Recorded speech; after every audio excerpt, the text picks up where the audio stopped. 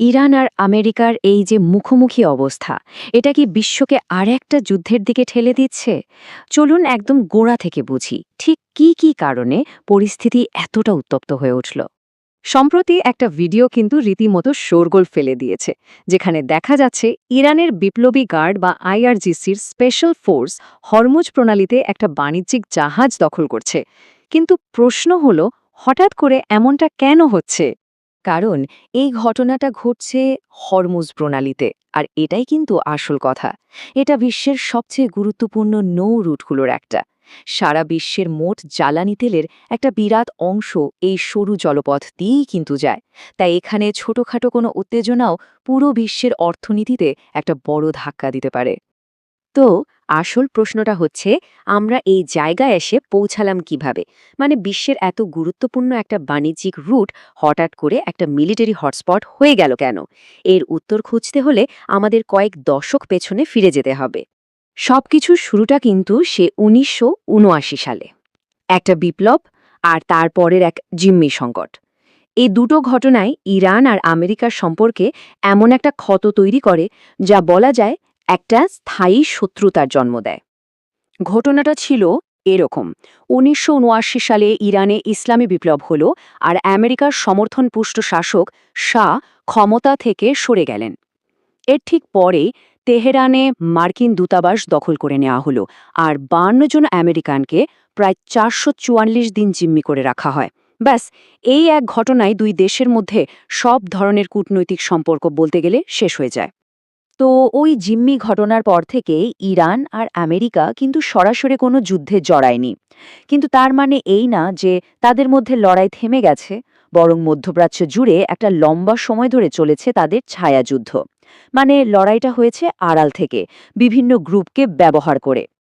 আর এই জিনিসটাকেই বলে proxy war বা ছায়াযুদ্ধ। সহজ করে বললে, দুটো বড় দেশ যখন নিজেদের মধ্যে সরাসরি মারামারি না করে তাদের সাপোর্টার বা মিত্রদের দিয়ে একে অপরের বিরুদ্ধে লড়ে যায়। এই ছায়াযুদ্ধে একদিকে ইরান মধ্যপ্রাচ্যে হিজবুল্লাহ আর হামাসের মতো গ্রুপগুলোকে সাপোর্ট দিয়ে নিজের প্রভাব বাড়ানোর চেষ্টা করেছে, আর অন্যদিকে আমেরিকা সবসময় ইসরায়েল আর ওই অঞ্চলের অন্য মিত্র দেশগুলোর পক্ষে থেকেছে। তো বুঝতেই পারছেন, লড়াইটা সরাসরি না হলেও এর আঁচ কিন্তু কম ছিল না।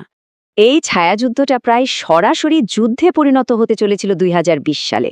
মনে করে দেখুন, তখন মার্কিন ড্রোন হামলায় ইরানের টপ জেনারেল কাসেম সোলেইমানি মারা যান। ওই একটা ঘটনায় কিন্তু পুরো অঞ্চলকে একদম যুদ্ধের দোরগোড়ায় নিয়ে এসেছিল। এত দশক ধরে চলা উত্তেজনার পর একটা সময় মনে হচ্ছিল যে হয়তো এবার একটা সমাধান আসবে। পারমাণবিক সংকট মেটানোর জন্য একটা কূটনৈতিক চেষ্টা শুরু হয়েছিল। কিন্তু আশার আলোটা খুব বেশিক্ষণ টেকেনি। ২০১৫ সালে ইরান আর বিশ্বের ৬টা বড় দেশের মধ্যে একটা নিউক্লিয়ার ডিল সই হল। কিন্তু ৩ বছর যেতে না যেতে ২০১৮ সালে আমেরিকা হুট করে সেই চুক্তি থেকে নিজেদের সরিয়ে নেয়। শুধু তাই না, ইরানের ওপর আবার আগের মতোই কড়া অর্থনৈতিক নিষেধাজ্ঞা চাপিয়ে দেয়। আর সেখান থেকেই উত্তেজনাটা আবার নতুন করে বাড়তে শুরু করে। সম্প্রতি এমন কিছু ভেতরের খবর বেরিয়ে এসেছে যা শুনলে অবাক হতে হয়। মানে, এই মধ্যপ্রাচ্য অতীতেও যে কতবার বড়সড় একটা যুদ্ধের কতটা কাছ থেকে ফিরে এসেছে, তা হয়তো আমাদের অনেকেরই ধারণার বাইরে।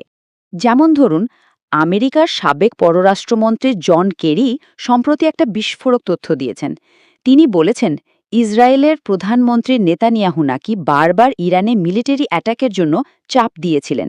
কিন্তু পরপর ৩ জন মার্কিন president, George Bush, Barack Obama, এমনকি জো বাইডেনও সেই প্রস্তাবে রাজি হননি। কিন্তু এ পুরো ধারার একটা নাটকীয় পরিবর্তন আসে ডোনাল্ড ট্রাম্পের আমলে। নিউ ইয়র্ক টাইমসের একটা রিপোর্ট বলছে, নেতানিয়াহুর কাছ থেকে ঠিক একই প্ল্যান শুনে প্রেসিডেন্ট ট্রাম্পের নাকি প্রতিক্রিয়া ছিল মাত্র দুটো শব্দে: সাউন্ডস গুড। ভাবা যায়? এটা ছিল আমেরিকার পলিসিতে একটা চোন বড়সড় বদল। তো এতক্ষণের এই যে ঐতিহাসিক প্রেক্ষাপট আর কূটনৈতিক ব্যর্থতা, তারই ফলাফল আমরা এখন এই হরমুজ প্রণালীতে দেখতে পাচ্ছি। একদিকে নিষেধাজ্ঞা, আর তার জবাবে জাহাজ দখল। এই পাল্টাপাল্টি খেলায় পরিস্থিতি এখন খুবই বিপজ্জনক একটা মোড়ে নিয়েছে। এখন যা হচ্ছে সেটাকে বলা যায় একটা অ্যাকশন রিয়াকশনের খেলা। আমেরিকা ইরানের উপর কড়া নিষেধাজ্ঞা আর একরকম নৌ অবরোধ চাপিয়ে দিয়েছে। আর ইরানও ছেড়ে দেওয়ার পাত্র নয়। তারা হরমুজ প্রণালীতে বাণিজ্যিক জাহাজ আটক করে পাল্টা চাপ তৈরি করছে। এই উত্তেজনার আসল প্রভাবটা যে কতটা মারাত্মক, সেটাই চারটা দেখলেই পরিষ্কার বোঝা যায়।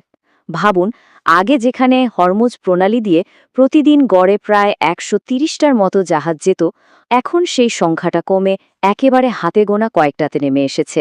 এটা কিন্তু পুরো বিশ্বের অর্থনীতি আর বিশেষ করে জ্বালানি সাপ্লাইয়ের জন্য একটা খুবই খারাপ খবর। তার মানে মূল ব্যাপারটা হলো, দুই পক্ষই এখন একটা স্ট্র্যাটেজিক গেম খেলছে। কেউ সরাসরি যুদ্ধে জড়াতে চায় না, কিন্তু সমুদ্রপথ কন্ট্রোল করে একে অপরের ওপর অর্থনৈতিক আর রাজনৈতিক চাপ তৈরি করতে চাইছে। হরমুজ প্রণালী এখন আর শুধু একটা সাধারণ জলপথ নেই, এটা যেন বিশ্ব রাজনীতির এক বিরাট দাবার বোর্ডে পরিণত হয়েছে। তাহলে শেষ প্রশ্নটা কিন্তু এটাই দাঁড়াচ্ছে, ওয়াশিংটন আর তেহরান কি শেষমেশ আলোচনার টেবিলে ফিরবে, নাকি যে কোনো একটা ছোট স্ফুলিঙ্গই পুরো মধ্যপ্রাচ্যে আগুন ধরিয়ে দেবে? উত্তরটা কিন্তু সময় বলে দেবে।